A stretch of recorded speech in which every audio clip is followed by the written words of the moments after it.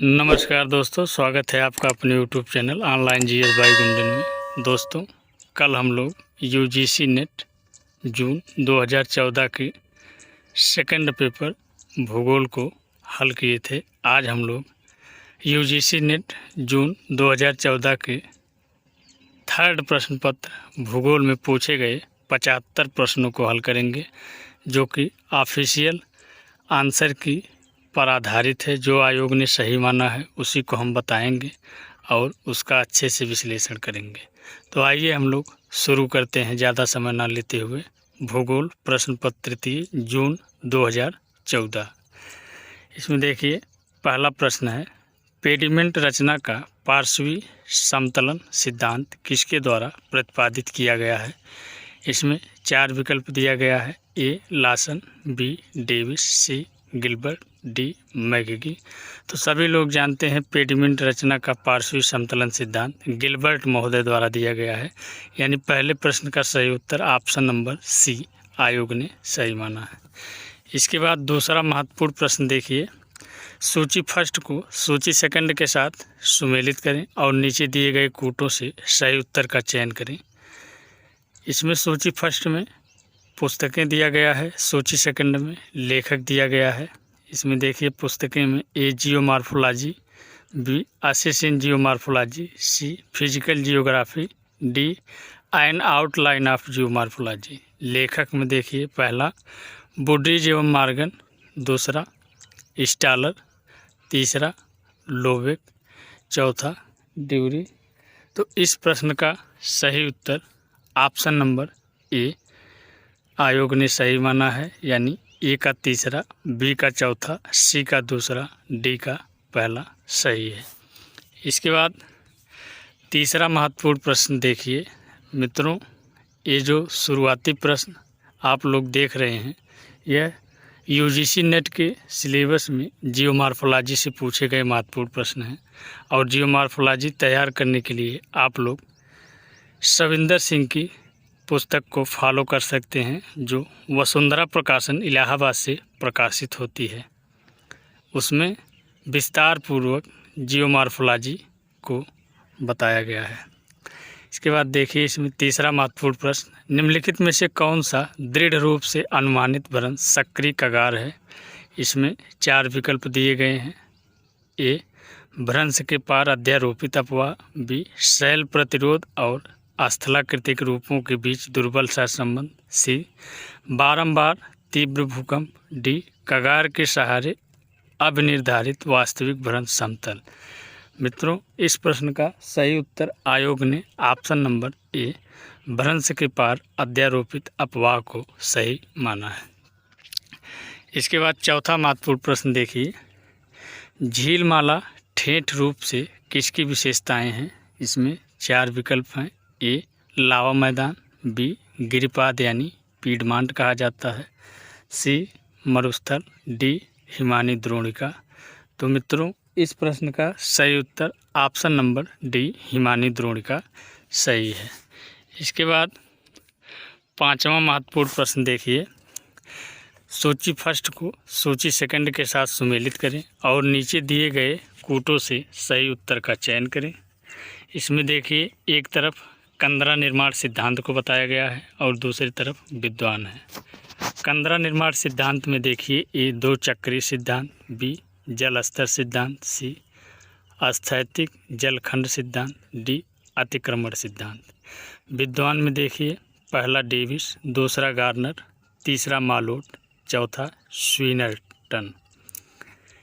मित्रों, इस प्रश्न का सही उत्तर आयोग ने ऑप्शन नंबर ए सही माना है। यानी ए का पहला, बी का चौथा, सी का दूसरा, डी का तीसरा सही है।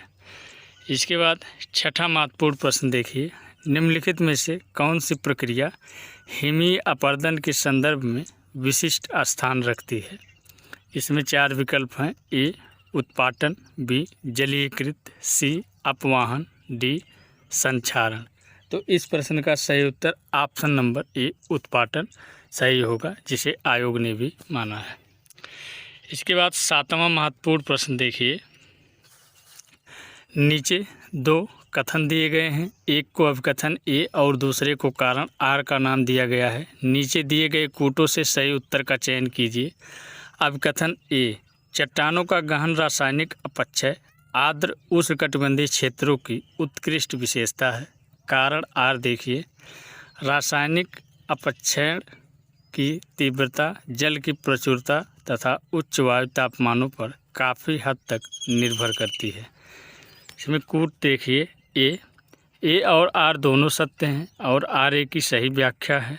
बी, ए और आर दोनों सत्य हैं परंतु आर ए की सही व्याख्या नहीं है। सी, ए सत्य है परंतु आर असत्य है। डी, आर सत्य है परंतु ए असत्य है। मित्रों, इस प्रश्न का सही उत्तर ऑप्शन नंबर ए सही है कि ए और आर दोनों सत्य हैं और आर ए की सही व्याख्या करता है। इसके बाद 8वां प्रश्न देखिए, डेविस के साथ असहमत होते समय क्रिकमे ने किस शब्द के साथ पीनीप्लेन, जिसे स्थलीप्राय कहा जाता है, को उखाड़ दिया? इसमें 4 विकल्प हैं। ए, पेडीप्लेन, बी, पाइनप्लेन, सी, एच प्लेन, डी, संरचनात्मक समतल भूमि। तो सभी लोग जानते हैं कि क्रिकमे महोदय ने पाइनप्लेन शब्द दिया है, यानी ऑप्शन नंबर बी इस प्रश्न का सही उत्तर है। इसके बाद 9वां महत्वपूर्ण प्रश्न देखिए, अपने पुछल्ले किनारे से दूर उष्णवाताग्र में मेघ प्रकारों का सही अनुक्रम क्या है?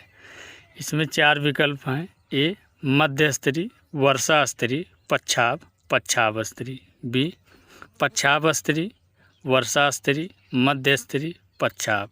सी, पच्छाव, वर्षा स्तरी, मध्य स्तरी, पच्छाव स्तरी। डी, वर्षा स्तरी, मध्य स्तरी, पच्छाव स्तरी, पच्छाव।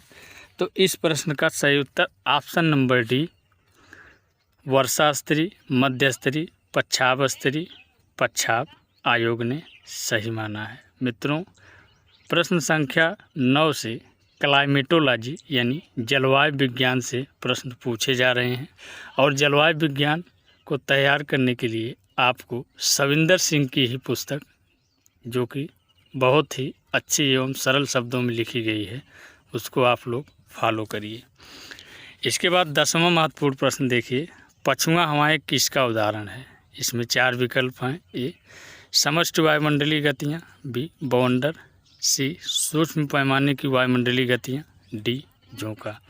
तो इस प्रश्न का सही उत्तर सभी लोग जानते हैं कि पछुआ हवाएं समष्टि वायुमंडलीय गतियों के उदाहरण है, यानी इस प्रश्न का सही उत्तर ऑप्शन नंबर ए है।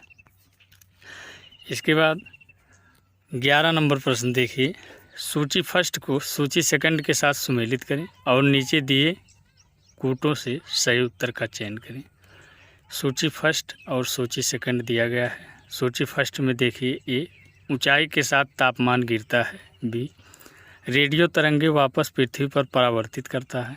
सी, अधिकांश ओजोन समाहित है। डी, तापमान में गिरावट रुक जाती है। सूची सेकंड में देखिए, पहला आयन मंडल, दूसरा समताप मंडल, तीसरा क्षोभ सीमा, चौथा क्षोभ मंडल। तो इस प्रश्न का सही उत्तर ऑप्शन नंबर सी, यानी ए का चौथा, बी का पहला, सी का दूसरा, डी का तीसरा सही है। यानी 11 नंबर प्रश्न का सही उत्तर ऑप्शन नंबर सी है। सभी लोग जानते हैं कि ऊंचाई के साथ तापमान क्षोभ मंडल में गिरता है। रेडियो तरंगे वापस पृथ्वी पर परावर्तित करता है आयन मंडल। अधिकांश ओजोन समाहित है समताप मंडल, जिसे स्ट्रेटोस्फीयर कहा जाता है। तापमान में गिरावट रुक जाती है, सभी लोग जानते हैं, क्षोभ सीमा में, जिसे ट्रोपोपॉज कहा जाता है। इसके बाद 12 नंबर प्रश्न देखिए, यदि सूर्य का उत्तापन कम होता है तो स्वीवत यानी एल्बिडो क्या होगा? इसमें 4 विकल्प हैं। ए, कम होगा, बी, बढ़ेगा, सी, वही रहेगा, डी, कोई परिवर्तन नहीं होगा। तो इस प्रश्न का सही उत्तर ऑप्शन नंबर बी, एल्बिडो बढ़ेगा। इसके बाद 13 नंबर प्रश्न देखिए, भूमि तथा समुद्र के बीच दाब में मौसमी अंतर क्या उत्पन्न करता है? इसमें 4 विकल्प हैं। ए मानसून, बी पछुआ हवाएं, सी भूमि तथा सागर समीर, डी व्यापारिक पवन। तो इस प्रश्न का सही उत्तर ऑप्शन नंबर ए मानसून सही उत्तर होगा। भूमि तथा समुद्र के बीच दाब में मौसमी अंतर मानसून उत्पन्न करता है। इसके बाद 14 नंबर प्रश्न देखिए, यह भी आपके जलवायु विज्ञान से ही पूछा गया महत्वपूर्ण प्रश्न है। जी जर्कनेस का मॉडल किससे संबंधित है? इसमें 4 विकल्प हैं। ए प्रति चक्रवातों के उद्भव, बी मध्य अक्षांश चक्रवातों के उद्भव, सी उष्णकटिबंधीय चक्रवातों के उद्भव, डी मानसून के उद्भव। तो यह सभी लोग जानते हैं कि इस प्रश्न का सही उत्तर ऑप्शन नंबर बी मध्य अक्षांश चक्रवातों के उद्भव से वी जर्कनेस का मॉडल संबंधित है। इसके बाद 15 नंबर प्रश्न देखिए, निम्नलिखित में से कौन सा सही नहीं है? इसमें 4 विकल्प हैं। ए शीत वाताग्र त्रिकोणीय वृत्तों द्वारा निर्धारित होता है, बी उष्ण वाताग्र अर्धवृत्तों द्वारा निर्धारित होता है, सी तेजी से आगे बढ़ रहा उष्ण वाताग्र प्रचंड उत्थापन उत्पन्न कर सकता है, डी टार्नेडो जिसे बवंडर कहा जाता है अल्पकालिक झंझा पंख के साथ साथ विकसित होता है। तो इस प्रश्न का सही उत्तर ऑप्शन नंबर सी आयोग ने सही माना है कि तेजी से आगे बढ़ रहा उष्ण वाताग्र प्रचंड उत्थापन उत्पन्न कर सकता है। इसके बाद 16 नंबर प्रश्न देखिए, सूर्यास्त के बाद भी सीमित उष्णता वायुमंडल द्वारा किससे प्राप्त की जाती है? इसमें 4 विकल्प हैं। ए अदृश्य सौर विकिरण, बी पार्थिव ताप, सी रेडियो चक्रीय प्रक्रियाएं, डी पार्थिव विकिरण। तो इस प्रश्न का सही उत्तर ऑप्शन नंबर डी पार्थिव विकिरण आयोग ने सही माना है। इसके बाद 17 नंबर प्रश्न देखिए,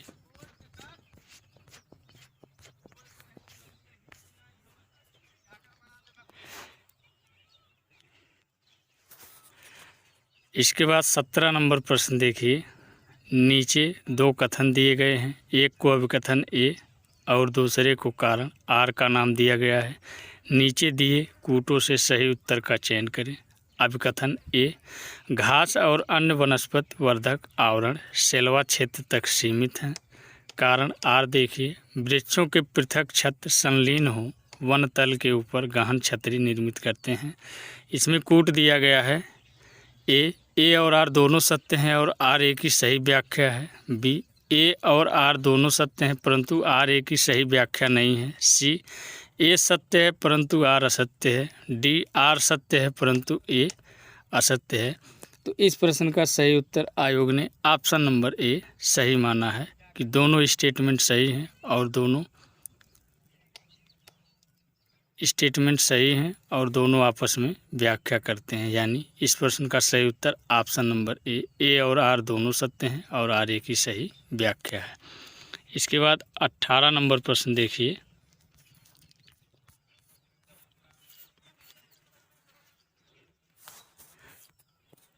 मॉन्ट्रियल प्रोटोकॉल पूर्वलेख का संबंध है।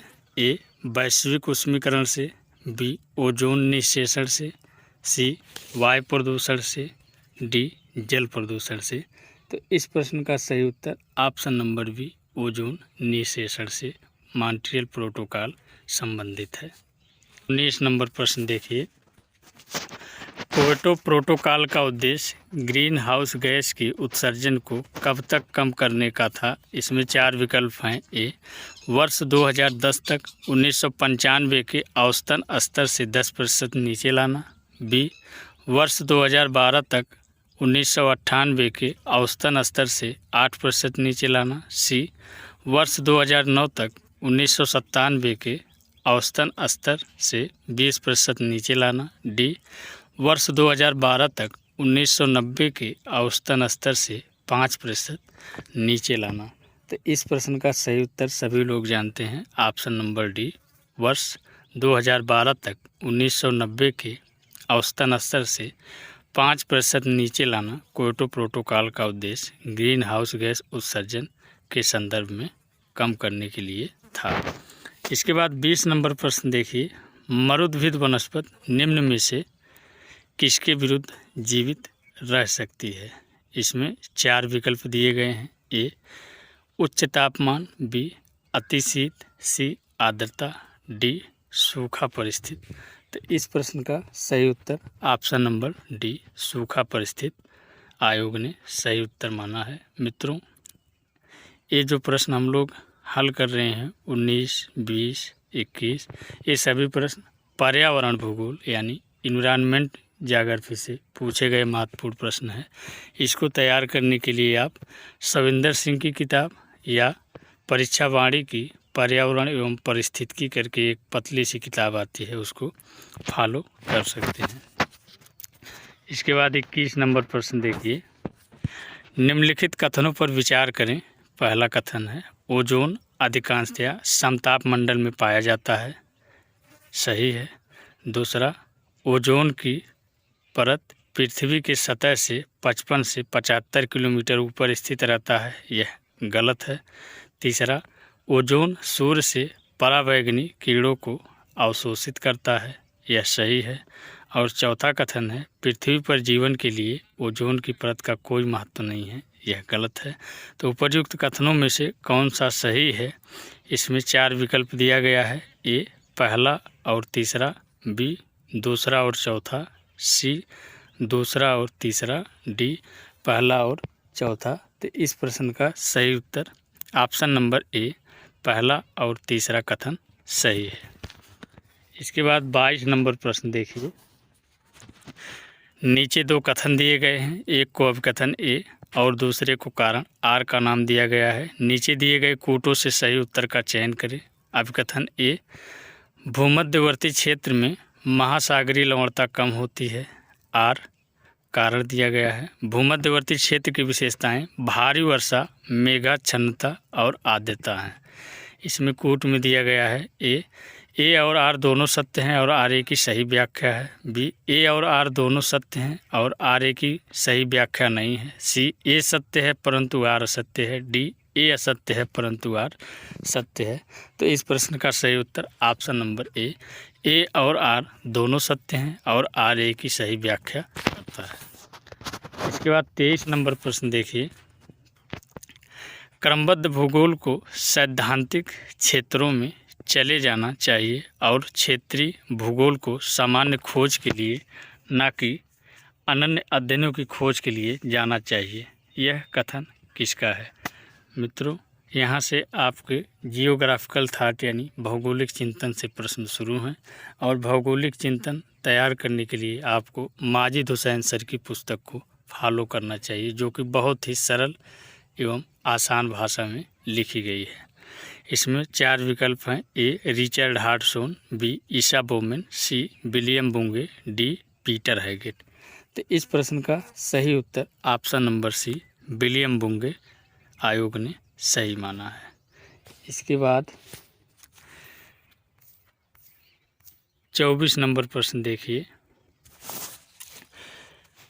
परिमाणात्मक क्रांति के विकास में नूतन अध्ययन क्षेत्र प्रारंभ किया गया जो सामाजिक भौतिक विज्ञान कहलाता है और जो स्पष्ट करता है कि समाज की बीमाएं भौतिक बीमाओं के समरूप हैं और यह लोगों की संख्या, दूरी और समय को समाविष्ट करती है। यह किसने प्रारंभ किया था?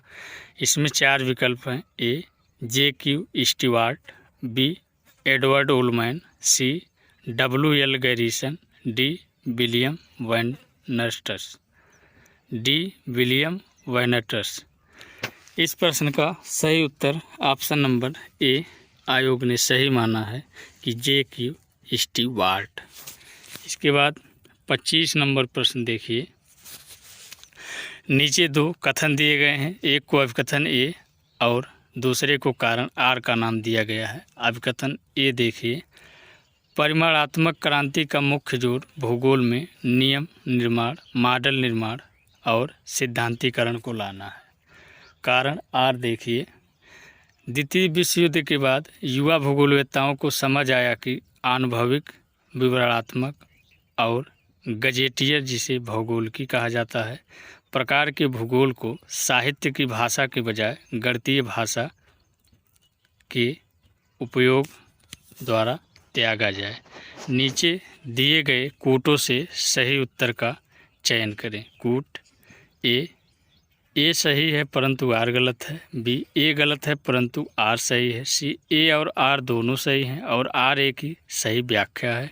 डी ए और आर दोनों गलत हैं। तो इस प्रश्न का सही उत्तर सभी लोग जानते हैं, ऑप्शन नंबर सी, ए और आर दोनों सही हैं और आर ए की सही व्याख्या करता है। इसके बाद 26 नंबर प्रश्न देखिए। सूची फर्स्ट को सूची सेकंड के साथ सुमेलित करें और नीचे दिए गए कूटों से सही उत्तर का चयन करें। सूची फर्स्ट, सूची सेकंड। सूची फर्स्ट में देखिए पहला टी हैंगर स्टैंड, दूसरा विलियम बुंगे, तीसरा गिलबर्ट व्हाइट, चौथा वाल्टर इजार्ड।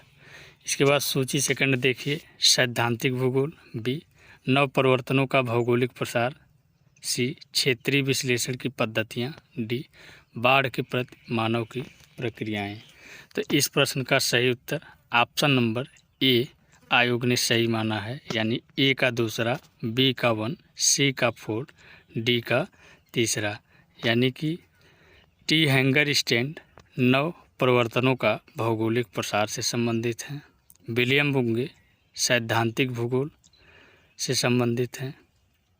गिलबर्ट व्हाइट बाढ़ के प्रति मानव की प्रतिक्रियाएं हैं। इसके बाद वाल्टर इजार्ड क्षेत्रीय विश्लेषण की पद्धतियों से संबंधित हैं।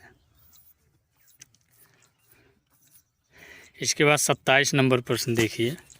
सूची फर्स्ट को सूची सेकंड के साथ सुमेलित करें और नीचे दिए गए कूटों से सही उत्तर का चयन करें।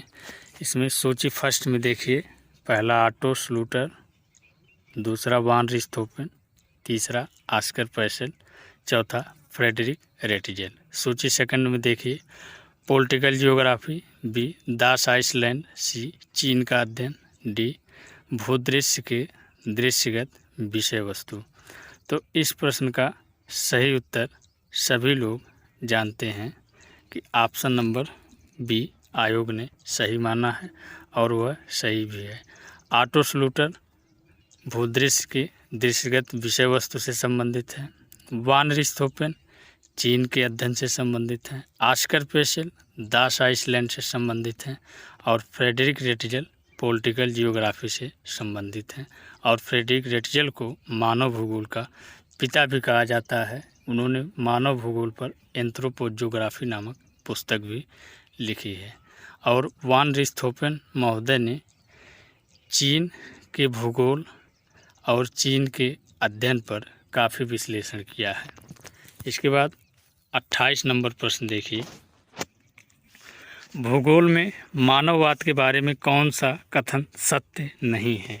इसमें पहला विकल्प देखिए ए मानववाद मानव को मशीन के रूप में नहीं लेता है, बी मानववादी भूगोल मानवीय जागरूकता, मानव चेतना और मानव सृजनात्मकता को महत्व देता है, यह भी सही है, पहला भी स्टेटमेंट सही है। सी वाला देखिए मानववादी सतह की ज्यामिति अवधारणाओं के स्थान पर स्पेस एवं प्लेस के न्यूनीकरण को स्वीकार करते हैं, यह असत्य है। डी मानववाद प्रत्यक्षवाद और परिमाणात्मक क्रांति के विरुद्ध आलोचना के रूप में विकसित हुआ, यह सही है। यानी ए बी डी तीनों मानववाद के बारे में दिए गए हैं, सी ऑप्शन गलत है। इस प्रश्न का सही उत्तर ऑप्शन नंबर सी होगा। इसके बाद 29 नंबर प्रश्न देखिए। मित्रों यह सभी प्रश्न भौगोलिक थाट से पूछे जा रहे हैं। एक बार फिर हम आपको बता देते हैं, इसको तैयार करने के लिए माजिद हुसैन सर की पुस्तक को आप लोग फॉलो कर सकते हैं। इसके बाद 29 नंबर प्रश्न देखिए। सूची फर्स्ट को सूची सेकंड के साथ सुमेलित करें और नीचे दिए कूटों से सही उत्तर का चयन करें।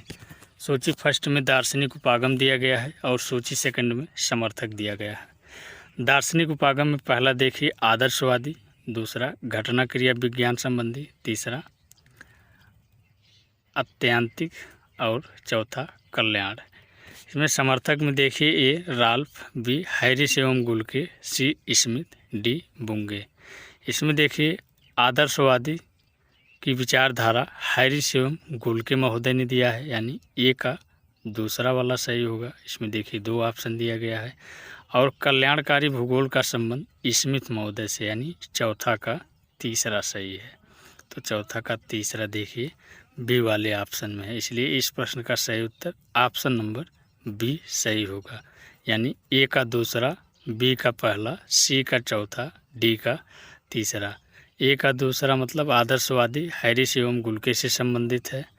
घटना क्रिया विज्ञान संबंधी यह राल्फ से संबंधित है। इसके बाद अत्यांतनिक यह बुंगे से संबंधित है और कल्याण स्मिथ से। इसके बाद 30 नंबर प्रश्न देखिए, निम्नलिखित में से कौन टेलियोलॉजिकल, जिसे हिंदी में उद्देश्यवादी कहा जाता है, विचारों के दृढ़ समर्थक हैं? तो इसमें 4 विकल्प दिया गया है। ए गुयाट, बी पैशल, सी गर्लैंड, डी रेटिजल। तो इस प्रश्न का सही उत्तर सभी लोग जानते हैं, ऑप्शन नंबर ए गुयोट महोदय टेलियोलॉजिकल यानी उद्देश्यवादी विचारधारा से संबंधित है। इसके बाद 31 नंबर प्रश्न देखिए, बड़े नगर अधिवासों से दूर जनसंख्या विकेंद्रीकरण की प्रक्रिया का गैर महानगरीय क्षेत्रों में होना क्या कहलाता है? इसमें पहला विकल्प है ए नगरीय छितराव, बी नगरीय अवस्थित फैलाव, सी प्रतिनगरीकरण, डी उपनगरीकरण। तो इस प्रश्न का सही उत्तर आयोग ने ऑप्शन नंबर सी प्रतिनगरीकरण को सही माना था। इसके बाद 32 नंबर प्रश्न देखिए, नगरीकरण की त्वरित अवस्था में नगरीय जनसंख्या में संगठित होता है।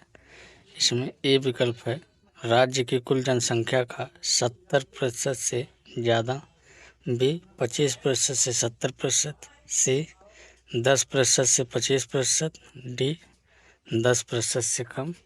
तो इस प्रश्न का सही उत्तर ऑप्शन नंबर बी 25% से 70% को आयोग ने सही उत्तर माना है। इसके बाद 33 नंबर प्रश्न देखिए, प्रमुख नगर की अवधारणा किसने प्रतिपादित की है?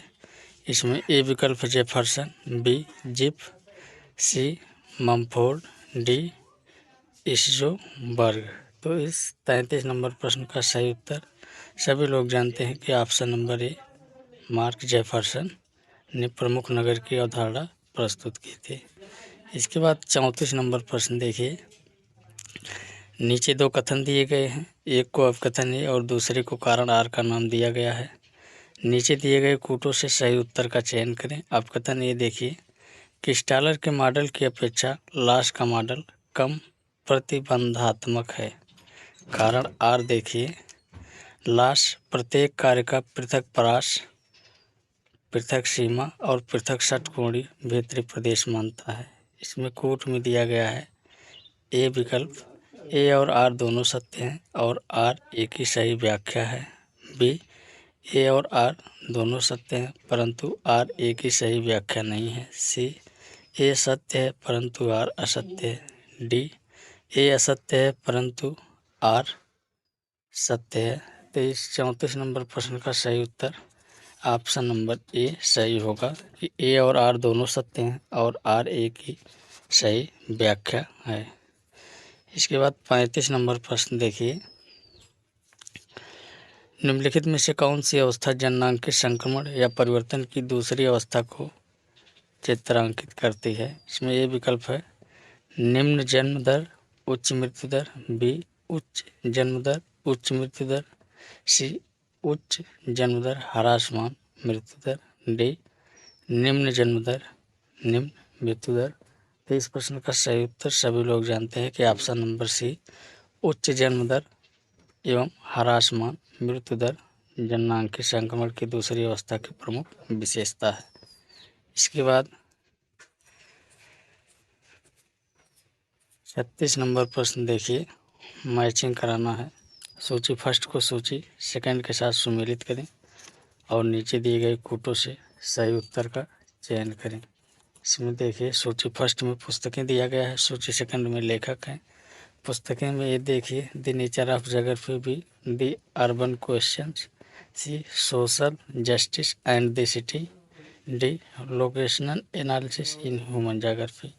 लेखक दिया गया है पहला डी हार्वे, दूसरा पीटर हैगेट, तीसरा आर हार्टसोन और चौथा एम कैस्टेलस। तो इसमें देखिए द नेचर ऑफ ज्योग्राफी के लेखक आर हार्टसोन है, यानी रिचर्ड हार्टसोन, यानी ए का तीसरा बी वाले विकल्प में दिया गया है। इसके बाद द अर्बन क्वेश्चन, यह एम कैस्टेलस की पुस्तक है। इसके बाद social justice and the city, यह डेविड हार्वे की पुस्तक है। और डी है locational analysis in human geography, यह पीटर हैगेट की पुस्तक है। यानी इस 36 नंबर प्रश्न का सही उत्तर ऑप्शन नंबर बी होगा, यानी ए का तीसरा, बी का चौथा, सी का पहला, डी का दूसरा। इसके बाद 37 नंबर प्रश्न देखिए, श्रृंखला प्रवसन यानी चेन माइग्रेशन किस पर आधारित है। इसमें ए विकल्प है काम के अवसर, बी नातेदारी, सी पूर्वकालिक आवासीय स्थान से समीपता, डी ए और सी दोनों। तो इस प्रश्न का सही उत्तर ऑप्शन नंबर बी नातेदारी सही आयोग ने माना है। इसके बाद 38 नंबर प्रश्न देखिए, निम्नलिखित युग्मों में से कौन सा सही सुमेलित नहीं है। एक विद्वान दिया गया है और एक तरफ अवधारणा दिया गया है। ये देखिए ई डब्ल्यू बर्गेस मेगालोपोलिस की अवधारणा, तो यही आपका सुमेलित नहीं है, इसमें नहीं पूछा गया है। बाकी और देख लीजिए, बी डब्ल्यू जे रेली रिटेल गुरुत्वाकर्षण का नियम दिया है, सही है। सी जी के जिप कोटियाकार नियम दिए हैं, ये भी सही है। पैट्रिक गेडिज ने सन नगर की अवधारणा को प्रस्तुत किया था, तो इसमें आपका नहीं पूछा है, इसलिए इस प्रश्न का सही उत्तर ऑप्शन नंबर ए सही उत्तर है। इसके बाद 39 नंबर प्रश्न देखिए, निम्नलिखित कथनों पर विचार कीजिए और निम्नलिखित कूटों से सही उत्तर का चयन कीजिए। इसमें देखिए पहला कथन है, अधिकांश मत्स्यन क्षेत्र ऐसे क्षेत्रों में बनते हैं जहां महाद्वीपीय शेल्फ चौड़ा होता है। दूसरा, मत्स्य क्रियाकलाप गर्म उष्णकटिबंधीय समुद्री जल में काफ़ी विकसित है। तीसरा, गर्म और ठंडी धाराओं के मिलने के कारण मछलियों के लिए पादप पोषण मिलता है। चौथा, भारत में अंतर्देशीय मत्स्य उद्योग अन्य प्रकारों से अधिक महत्वपूर्ण है। इसमें कूट दिया गया है, ए विकल्प है। 1 और 2 सही हैं, बी 1 और 3 सही हैं, सी 2 और 2, 3 और 4 सही हैं, डी 1, 2 और 3 सही हैं। तो इस प्रश्न का सही उत्तर आयोग ने ऑप्शन नंबर डी सही माना है कि 1, 2 और 3 सही उत्तर हैं। इसके बाद 40 नंबर प्रश्न देखिए, नीचे 2 अपकथन दिए गए हैं, जिनमें से एक अपकथन ए और दूसरा कारण आर है। अपकथन ए देखिए, अर्थव्यवस्था के स्थानिक संगठन में क्षेत्रीय असंगतियां होती हैं। कारण आर देखिए, आर्थिक क्रियाकलापों में अंतर्जात कारकों के बीच अंतःक्रियाएं स्थानिक संगठनों के गठन को प्रभावित करती हैं। उपयुक्त दोनों कथनों के संदर्भ में निम्नलिखित में से कौन सा सही है। कोट दिया गया है, इसमें ए विकल्प देखिए, ए और आर दोनों सत्य हैं और आर ए की सही व्याख्या है। बी ए और आर दोनों सत्य हैं परंतु आर ए की सही व्याख्या नहीं है। सी ए सत्य है परंतु आर असत्य है। डी ए असत्य है परंतु आर असत्य है। तो इस प्रश्न का सही उत्तर सभी लोग जानते हैं, ऑप्शन नंबर ए और आर दोनों सत्य हैं और आर ए की सही व्याख्या भी कर रहा है। इसके बाद 41 नंबर प्रश्न देखिए, निम्नलिखित में से कौन सी फसल प्रथा फसल चक्रानुसरण या हेर फेर का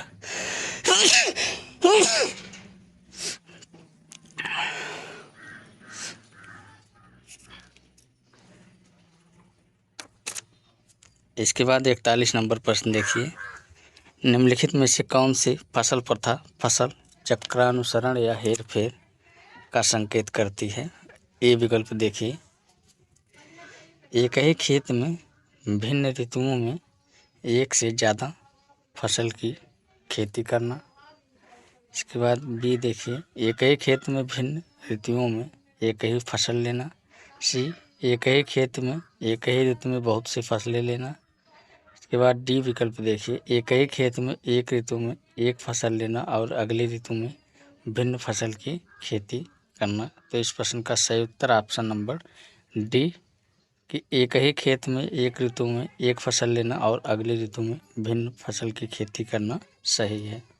इसके बाद 42 नंबर प्रश्न देखिए, जब उद्योग में उपयोग किया जाने वाला कच्चा माल स्थूलकाय और सर्वव्यापक होता है तो फर्म की अवस्थिति क्या होगी। इसमें देखिए ये विकल्प है, कच्चे माल के स्रोत के समीप भी, कच्चे माल के स्रोत और बाजार के बीच कहीं भी। सी, बाजार के समीप। डी, राजधानी नगर के समीप। तो इस प्रश्न का सही उत्तर ऑप्शन नंबर सी, बाजार के समीप उद्योग अवस्थित होगा। इसके बाद 43 नंबर प्रश्न देखिए, ग्रेट ब्रिटेन में बहुत कम लुगदी उत्पादित की जाती है परंतु कागज निर्माण महत्वपूर्ण है, जबकि स्वीडन में लुगदी भी निर्माण कागज निर्माण की तुलना में बहुत ज़्यादा महत्वपूर्ण होता है, क्योंकि इसमें ये विकल्प दिया गया है, ग्रेट ब्रिटेन स्वीडन की तुलना में प्रौद्योगिकी रूप से उन्नत है। बी, लुगदी निर्माण कच्चा माल उन्मुखी है और कागज निर्माण ज़्यादा बाजार उन्मुखी होता है। सी, स्वीडन गरीब देश है। डी, ग्रेट ब्रिटेन में कागज निर्माण के लिए प्रचुर मात्रा में वन संसाधन है। तो इस 43 नंबर प्रश्न का सही उत्तर ऑप्शन नंबर बी, लुगदी निर्माण कच्चा माल उन्मुखी है, कागज निर्माण ज़्यादा बाजार उन्मुखी होता है, यही सही उत्तर है। इसके बाद 44 नंबर प्रश्न देखिए, सूची फर्स्ट को सूची सेकंड के साथ सम्मिलित कीजिए और नीचे दिए गए कोटों से सही उत्तर का चयन करें। इसमें सूची फर्स्ट में अवस्थिति दिया गया है, सूची सेकंड में उद्योग अवस्थिति देखिए, ए डेट्रॉयट, बी योकोहामा, सी अकरोन, डी ग्लासगो। और उद्योग में पहला लौह इस्पात उद्योग, बी संश्लिष्ट रबर, तीसरा जहाज निर्माण, चौथा ऑटोमोबाइल। तो डेट्रॉयट सभी लोग जानते हैं कि ऑटोमोबाइल से संबंधित है, यानी ए का 4। तो एक ही प्रश्न से देखिए, इस प्रश्न का सही उत्तर ऑप्शन नंबर बी होगा। और उसके बाद योकोहामा जहाज निर्माण के लिए जाना जाता है और अकरोन यह लौह एवं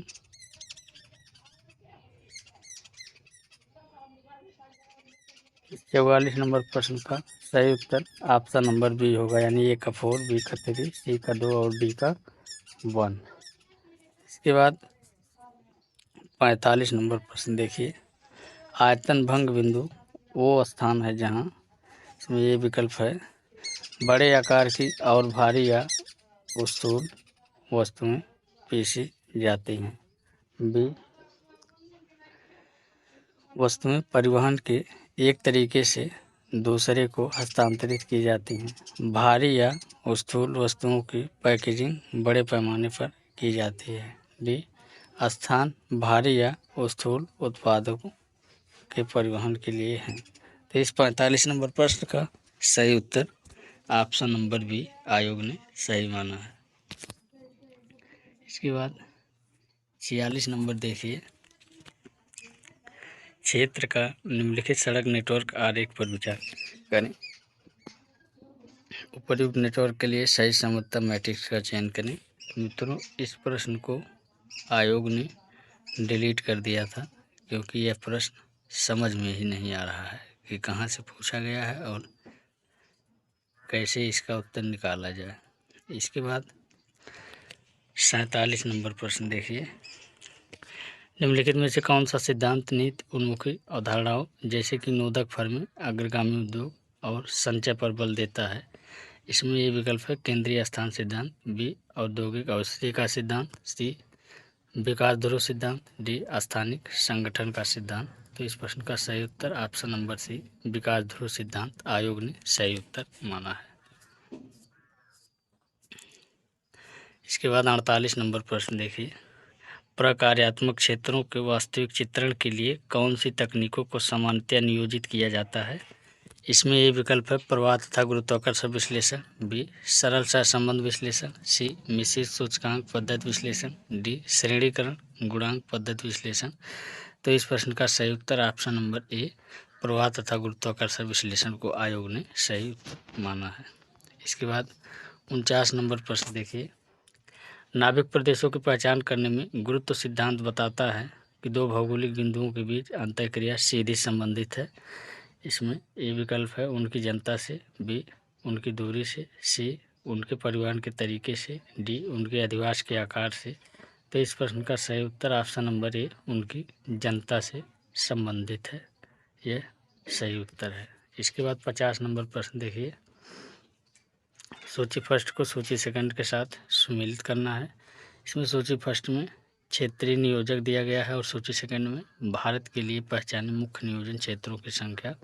इसमें देखिए सूची फर्स्ट में पहला वीनाथ, दूसरा भट्ट एवं राव, तीसरा सेन गुप्ता एवं असदासयुग और चौथा है सी.एच. चंद्रशेखर। और सूची सेकंड देखिए ए 13, बी 19, सी 11, डी 15। तो इस प्रश्न का सही उत्तर आयोग ने ऑप्शन नंबर ए को सही उत्तर माना है, यानी ए का 4, बी का 3, सी का 2 और डी का 1 इस प्रश्न का सही उत्तर है। इसके बाद 51 नंबर प्रश्न देखिए, नीचे दो कथन दिए गए हैं, एक को अपकथनीय और दूसरे को कारण आर का नाम दिया गया है। अपकथनीय देखिए, नियोजन क्षेत्र इतना बड़ा होना चाहिए कि उसमें संसाधनों की विविधता, दशाएं और विशेषताएं हों, जिससे कि वो वांछित कोटि की आर्थिक व्यवहार्यता के लिए कार्य कर सकें। कारण आर देखिए, उनके संसाधन स्थिति ऐसी हो कि उपभोग के लिए तथा विनिमय के लिए संतोषजनक स्तर का उत्पाद संयोजन साध्यक्षम हो। नीचे दिए गए कोटों से सही उत्तर का चयन करें। इसमें कोट ए देखिए, ए और आर दोनों सत्य हैं और आर ए की सही व्याख्या है। बी ए और आर दोनों सत्य हैं परंतु आर ए की सही व्याख्या नहीं है। सी ए सत्य है परंतु आर असत्य है। डी ए असत्य है परंतु आर सत्य है। तो इस प्रश्न का सही उत्तर ऑप्शन नंबर ए होगा कि ए और आर दोनों सत्य हैं और आर ए की सही व्याख्या है। इसके बाद 52 नंबर प्रश्न देखिए, क्षेत्रीय आधार पर उपयोजना तैयार करने का कार्य किसमें लिया गया था? इसमें ए विकल्प देखिए चौथी योजना, बी 5वीं योजना, सी 6ठी योजना, डी 7वीं योजना। तो इस प्रश्न का सही उत्तर ऑप्शन नंबर बी 5वीं योजना सही है। इसके बाद 53 नंबर प्रश्न देखिए, निम्नलिखित में से किसने आर्थिक क्षेत्रों की सोवियत अवधारणा और उत्पादन विशिष्टीकरण के अनुवर्ती भिन्न व्यवस्थाओं के आर्थिक क्षेत्रों की रूपरेखा प्रस्तुत की? ए विकल्प देखिए P Sengupta, B V Nath, C S P Chatterjee, D Bhatt एवं प्रकाश राव। तो इस प्रश्न का सही उत्तर option number A P Sengupta सही है। इसके बाद 54 नंबर प्रश्न देखिए, निम्नलिखित में से किस राज्य में 2001 से 2011 के दौरान साक्षरों की वृद्धि दर निम्नतम रही? इसमें ए विकल्प है तमिलनाडु, बी नागालैंड, सी केरल और डी गोवा। तो इस प्रश्न का सही उत्तर सभी लोग जानते हैं ऑप्शन नंबर सी केरल में 2001 से 2011 के दौरान साक्षरों की वृद्धि दर निम्नतम रही। इसके बाद 55 नंबर प्रश्न देखिए, भारत में निम्नलिखित में से कौन सा स्थान सूरज की ऊर्ध्वाधर किरणों को नहीं पाता है? इसमें ये विकल्प है श्रीनगर, जे.एंड.के, बी मुंबई, सी चेन्नई और डी तिरुवनंतपुरम। तो इस प्रश्न का सही उत्तर सभी लोग जानते हैं ऑप्शन नंबर ए श्रीनगर में सूरज की ऊर्ध्वाधर किरणों को नहीं पाता है। इसके बाद 56 नंबर प्रश्न देखिए,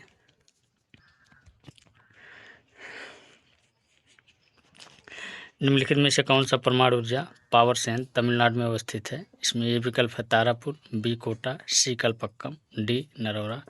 तो इस 56 नंबर प्रश्न का सही उत्तर सभी लोग जानते हैं ऑप्शन नंबर सी कलपक्कम परमाणु ऊर्जा संयंत्र तमिलनाडु में अवस्थित है। इसके बाद 57 नंबर प्रश्न देखिए, निम्नलिखित में से कौन सा युग सही सुमेलित नहीं है? तो इसमें देखिए हिमाद्री बृहत्तर हिमालय में सही है, शिवालिक बाहरी हिमालय है सही है। इसके बाद पश्चिमी घाट प्रायद्वीपीय भारत को कहा जाता है, ये भी सही है। गोंडवाना भूमि लघु हिमालय का भाग है, तो यह गलत है, यानी इसमें नहीं पूछा गया है। तो 57 नंबर प्रश्न का सही उत्तर ऑप्शन नंबर डी, गोंडवाना भूमि लघु हिमालय सही उत्तर होगा। इसके बाद 58 नंबर प्रश्न देखिए, भारत में निम्नलिखित में से बंदरगाह का प्राकृतिक पोताश्रय नहीं है। इसमें ए मुंबई, बी कोचीन, सी मरमागांव, डी पारादीप।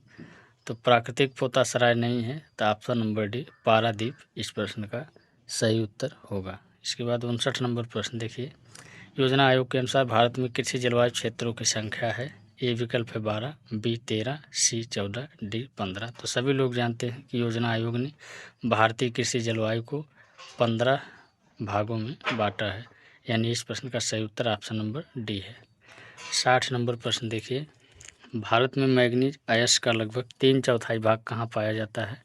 इसमें ए विकल्प है उड़ीसा, मध्य प्रदेश, महाराष्ट्र, गोवा, बी कर्नाटका, उड़ीसा, मध्य प्रदेश, महाराष्ट्र, सी कर्नाटका, मध्य प्रदेश, गोवा, आंध्र प्रदेश, डी मध्य प्रदेश, महाराष्ट्र, आंध्र प्रदेश, झारखंड। तो इस प्रश्न का सही उत्तर ऑप्शन नंबर बी होगा, कर्नाटका, उड़ीसा, मध्य प्रदेश, महाराष्ट्र। इन राज्यों में मैग्नीज अयस्क का लगभग 3/4 भाग पाया जाता है। इसके बाद 61 नंबर देखिए, सूची फर्स्ट को सूची सेकंड के साथ सुमेलित करें और नीचे दिए गए कूटों से सही उत्तर का चयन करें। सूची फर्स्ट में सांख्यिकी दिया गया है, सूची सेकंड में विश्लेषण दिया गया है। सांख्यिकी में देखिए मानक दूरी, निकटतम पड़ोसी, सहसंबंध, आइजन मूल्य। और विश्लेषण में देखिए पहला मुख्य संगठक, दूसरा विकिरण आरेख, तीसरा अधिवास पैटर्न और चौथा है केंद्रलेखी माप। तो इस प्रश्न का सही उत्तर ऑप्शन नंबर बी होगा, यानी ए का चौथा, बी का तीसरा, सी का दूसरा और डी का 1। इसके बाद 62 नंबर प्रश्न देखिए, निम्नलिखित में से कौन सी जीआईएस ऑपरेशन है। इसमें ये विकल्प है बिंब प्रदर्शन, बी अंतर्तलन, सी मानचित्र ओवरलेइंग, डी मानचित्र डिजाइन करना। तो इस प्रश्न का सही उत्तर ऑप्शन नंबर सी होगा, मानचित्र ओवरलेइंग जीआईएस ऑपरेशन है। इसके बाद 63 नंबर प्रश्न देखिए, किसी क्षेत्र में निम्न भूमि उपयोगों के अनुपात दर्शाने के लिए कौन सा आरेख का उपयोग किया जाता है। इसमें ए है पाई, बी है विंडरोज, सी लाइन, डी फ्लो चार्ट। तो इस प्रश्न का सही उत्तर ऑप्शन नंबर ए होगा, पाई। इसके बाद 64 नंबर प्रश्न देखिए, यदि मानों का आवंटन निम्नलिखित है तो माध्य, माध्यिका और बहुलक अनुरूप या संपाती होते हैं। इसमें ये विकल्प है ऋणात्मक रूप से ढलवा, बी समान, सी धनात्मक रूप से ढलवा और डी पायसों। तो इस 64 नंबर प्रश्न का सही उत्तर ऑप्शन नंबर बी होगा, सामान्य। इसके बाद 65 नंबर प्रश्न देखिए, SOI के स्थलाकृतिक मानचित्र में 1/50,000 पैमाने के साथ किस समुच्च रेखीय अंतराल का अनुपालन किया जाता है। ए 20 मीटर, बी 50 मीटर, सी 100 मीटर, डी 150 मीटर। तो इस प्रश्न का सही उत्तर ऑप्शन नंबर ए होगा, 20 मीटर। इसके बाद 66 नंबर प्रश्न देखिए, ये सभी प्रश्न आपको कार्टोग्राफी से पूछे जा रहे हैं। कार्टोग्राफी तैयार करने के लिए आपको JP शर्मा की पुस्तक को फॉलो करना चाहिए, उसमें विस्तार पूर्वक कार्टोग्राफी वर्क को बताया समझाया गया है। इसमें देखिए 66 नंबर प्रश्न, सूची फर्स्ट को सूची सेकंड के साथ सुमेलित करना है। सूची फर्स्ट में उपकरण दिया गया है और सूची सेकंड में कार्य दिया गया है। उपकरण में देखिए ए GPS बेस, बी पेंटोग्राफ जिसे आलेखित कहा जाता है, सी प्लेनीमीटर, डी स्टीरियोस्कोप या त्रिविम चित्र कहा जाता है। कार्य में देखिए सूची सेकंड, पहला दूरी और क्षेत्र, दूसरा 3D विजन, तीसरा वैश्विक अवस्थिति, चौथा घटाना और बढ़ाना। तो इस 66 नंबर प्रश्न का सही उत्तर आयोग ने ऑप्शन नंबर सी माना है, यानी ए का तीसरा, बी का चौथा, सी का पहला और डी का दूसरा। इसके बाद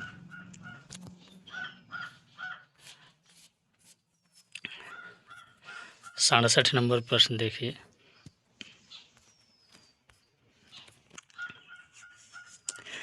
क्षेत्र की विषम जातीय जनसंख्या को निरूपित करने के लिए सर्वाधिक उपयुक्त प्रतिचयन तकनीक है। ए गुच्छ, बी यादृच्छिक स्तरित, सी व्यवस्थित, डी सोउद्देश्य।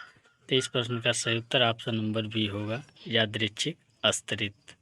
इसके बाद 68 नंबर प्रश्न देखिए, भारतीय संघवाद की निम्नलिखित मुख्य विशेषताओं में से किसका भौगोलिक आधार नहीं है। ए विकल्प है विशाल क्षेत्राकार, बी भौतिक तथा सांस्कृतिक विविधताएं, सी सामाजिक आर्थिक विकास में क्षेत्रीय असमानताएं, डी संघ राज्य क्षेत्र और राज्यों के बीच सत्ता और कार्यों का विभाजन। तो इस 68 नंबर प्रश्न का सही उत्तर ऑप्शन नंबर डी होगा कि संघ राज्य क्षेत्र और राज्यों के बीच सत्ता और कार्यों का विभाजन। इसके बाद 69 नंबर प्रश्न देखिए, निम्नलिखित में से कौन सा देश विश्व में मानव प्रजातियों के अद्भुत समुच्चय के रूप में जाना जाता है। इसमें ए विकल्प है दक्षिण अफ्रीका संघ, B USA, C Indonesia, D Bharat. तो इस प्रश्न का सही उत्तर सभी लोग जानते हैं, ऑप्शन नंबर डी भारत सही उत्तर है। भारत में मानव प्रजातियों के लगभग सभी प्रकार पाए जाते हैं, इसीलिए भारत को मानव प्रजातियों का अद्भुत समुच्चय के रूप में जाना जाता है। इसके बाद 70 नंबर प्रश्न देखिए, विश्व को 10 क्षेत्रों में विभाजित करने वाला भू सामरिक मॉडल किसने प्रतिपादित किया था। ए विकल्प है P G Taylor, B John Short, C John Agnew, D Charles Kohn. तो इस 70 नंबर प्रश्न का सही उत्तर ऑप्शन नंबर डी होगा, शार्ल कोहन महोदय ने विश्व को 10 क्षेत्रों में विभाजित किया था भू सामरिक मॉडल में।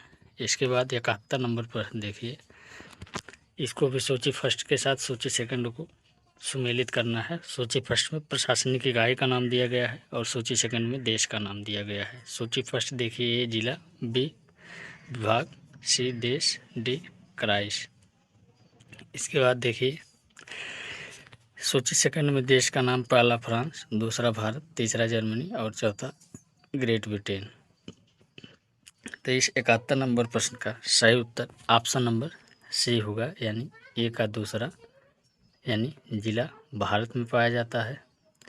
इसके बाद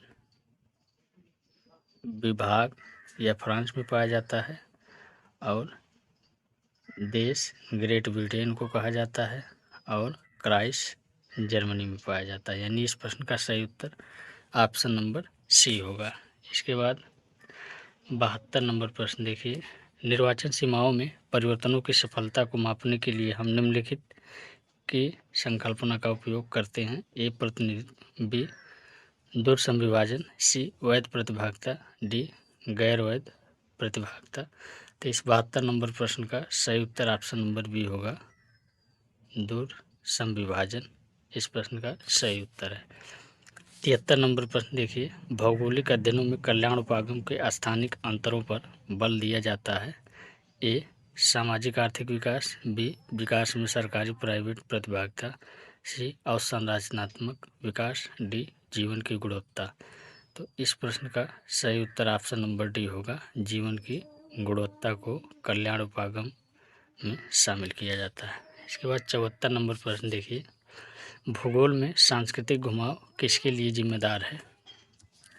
ए विकल्प देखिए सामाजिक तथा सांस्कृतिक भूगोल को एक दूसरे के समीप लाना, बी सामाजिक भूगोल का सांस्कृतिक भूगोल के ऊपर होना, सी सामाजिक और सांस्कृतिक भूगोल के बीच रिक्तता उत्पन्न करना, डी सामाजिक भूगोल के महत्व को कम करना। तो इस 74 नंबर प्रश्न का सही उत्तर ऑप्शन नंबर ए होगा कि सामाजिक और सांस्कृतिक भूगोल को एक दूसरे के समीप लाना। इसके बाद अंतिम प्रश्न देखिए 75 नंबर, इसको भी सूची फर्स्ट के साथ सूची सेकंड के साथ मिलाना है। सूची फर्स्ट में उद्योग दिया गया है और सूची सेकंड में अवस्थिति दिया गया है। इसमें सूची फर्स्ट में ए एल्युमिनियम, बी तांबा प्रगलन, सी जस्ता प्रगलन, डी रेशम और अवस्थिति में पहला देखिए मैसूर, दूसरा रेणुकूट, तीसरा विशाखापट्टनम और चौथा खेतड़ी है। तो इस प्रश्न का सही उत्तर ऑप्शन नंबर ए होगा, यानी कि एल्युमिनियम रेणुकूट में है, तांबा प्रगलन खेतड़ी में पाया जाता है, जस्ता प्रगलन विशाखापट्टनम में है और रेशम आपके मैसूर में है। तो इस प्रश्न का सही उत्तर ऑप्शन नंबर ए सही उत्तर है। तो मित्रों, ये रहे जून 2014 यूजीसी नेट में पूछे गए भूगोल के तृतीय प्रश्न पत्र, जिसमें भूगोल विषय के 75 महत्वपूर्ण प्रश्न थे। इसको हमने आयोग की आंसर की से विस्तार पूर्वक आप लोगों को बताया। तो कैसा लगा आज का सेशन कमेंट करके ज़रूर बताएं। ऐसे ही नॉलेजफुल वीडियो पाने के लिए हमारे यूट्यूब चैनल को लाइक शेयर सब्सक्राइब ज़रूर करें। जय हिंद, वंदे मातरम।